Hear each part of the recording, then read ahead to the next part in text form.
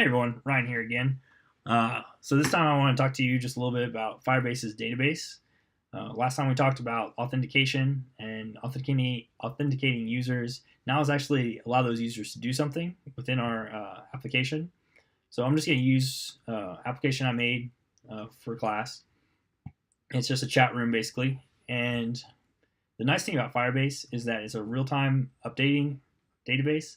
So for example, whenever this bar is awesome.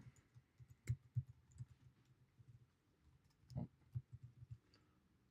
whenever we add into a new comment, all users that are on that same in that same chat room will automatically get it compared to SQL where you have to deal with update panels and all of that stuff.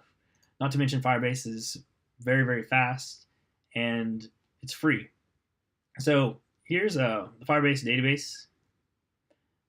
Basically, it's a non-relational database, so it's not necessarily like SQL where you have a primary key, foreign key.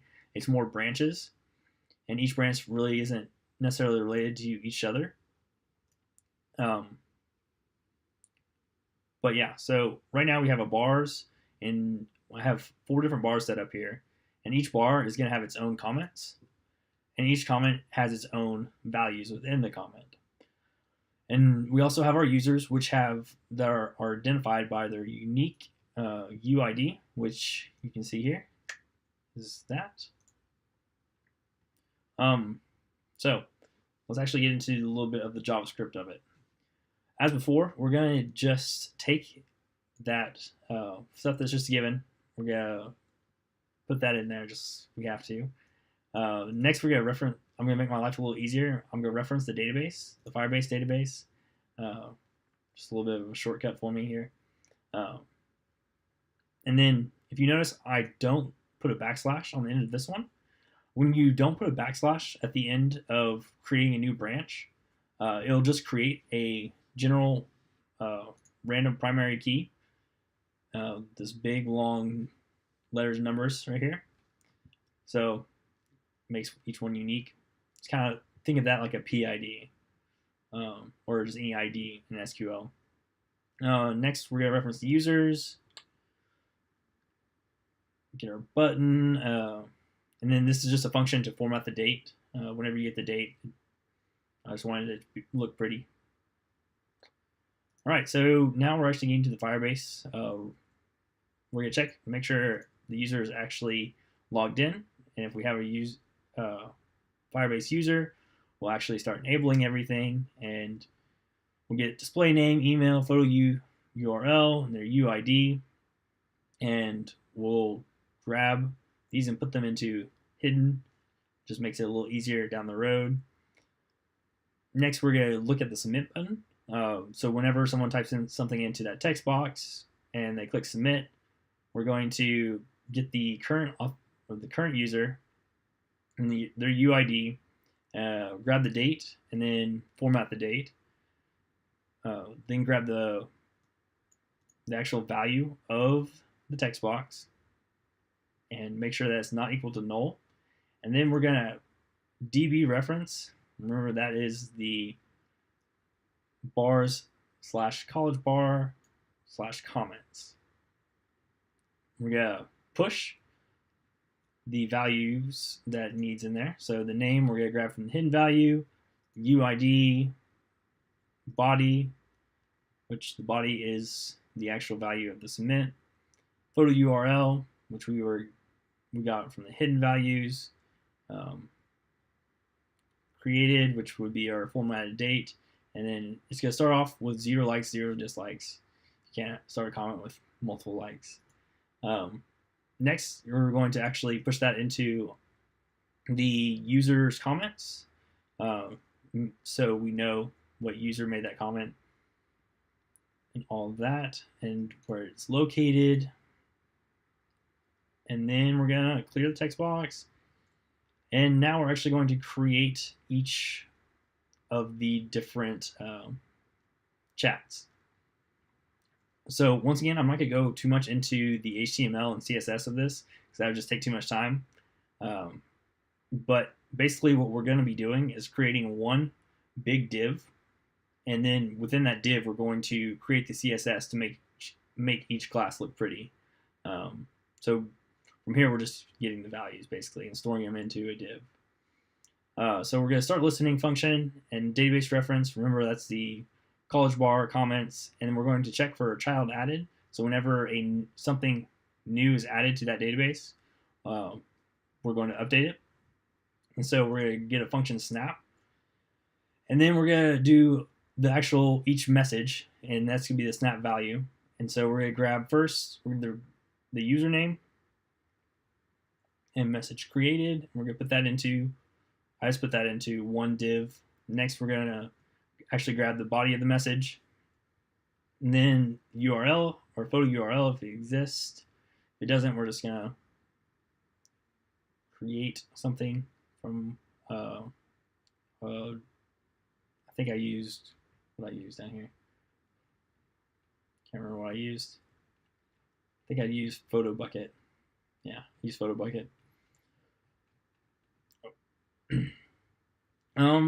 So another thing that I've added into this this chat room is being able to like and dislike comments, which I think is one of the most important things that you have actually in a chat room, because no one's actually going to likes and dislikes are basically, I think, the big part of why chat rooms are big. Anyways, so we're going to create the div for like.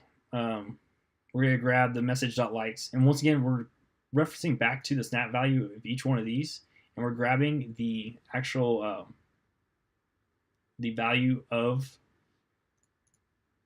each one of these. So we're referencing back to the likes, and we're getting the current user. Once again,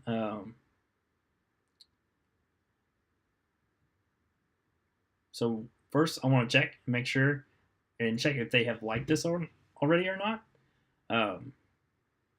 So if it's true, we're going to add a class name of clicked like, so making it that kind of neon color.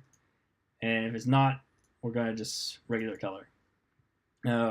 Pretty easy. Reference, we're going to reference back to the users, their specific user.uid plus the snap key. So the snap key is this thing right here. That's our key. And we're going to check user actually has that in their database. Easy enough. And then for each message, we're actually going to add in a click feature. So we're going to add an event listener click and add the function. So the uLike, it's going to reference back to the user.uid. And then we're just going to grab the value of it for once. Value, snapshot. And then we're going to check if the like already exists. If false, then we're going to set their value to liked, and then we're going to reference the user as liked, and we're going to reference the database, so the college bar / comments database. We're going to add 1 to that current value. And then we're going to push it to the page, so it automatically updates on the page. Because if you just click this and it still said 0, you would wonder what's happening. But yeah.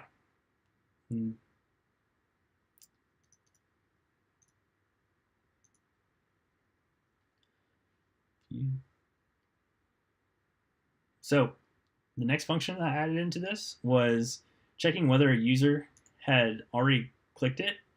So what if I wanted to actually dislike this?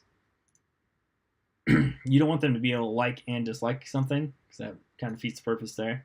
So we check, make sure that it's not disliked, and then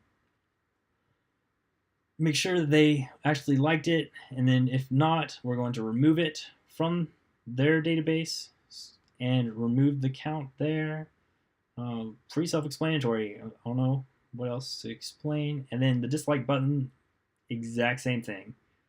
Just instead of a like a value, we're going to add dislike.